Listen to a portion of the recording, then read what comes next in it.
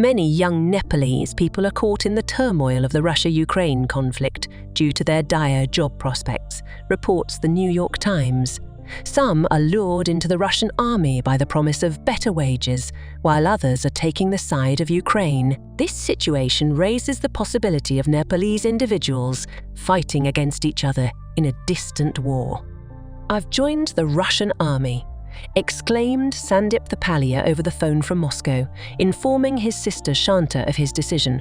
Unable to find decent work in Nepal, he saw a career in the Russian military as his best option and was soon sent to the front lines. Shanta couldn't believe it. "Have you lost your mind? Did a rabid dog bite you?" She shouted at her brother. "Don't you know that thousands are dying there? To them you're just a pawn," she added. Sandip insisted that she not worry, as he had enlisted only as a military medic and would stay in regular contact. For a while, he did. He shared details of his contract, earning 75,000 rubles per month, or worth around $750 US. Sent pictures of himself in camouflage, and even during marches in the military base. Less than a month later, he sent a brief voice message. "They're taking us to the jungle. I'll call when I return." He never contacted them again. According to the New York Times, Sandip's story is just one example of how the desperation for work in a poor country with high unemployment is pushing hundreds of Nepalese into the Russia-Ukraine conflict.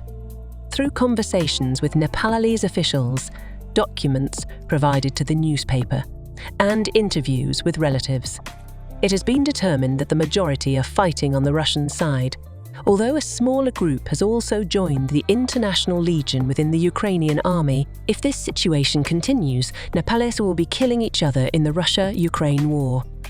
"I feel guilty just picturing it." "It's a crime," said a member of the ruling coalition in the Nepalese parliament, Rajendra Bajagain. With a growing population and increasing unemployment, Nepal remains one of the poorest countries in Asia.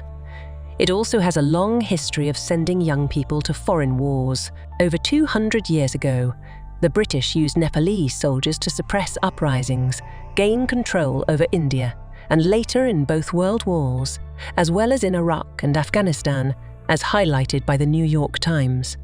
Out of the 500,000 young people entering the Nepalese job market every year, only 80,000–100,000 find employment.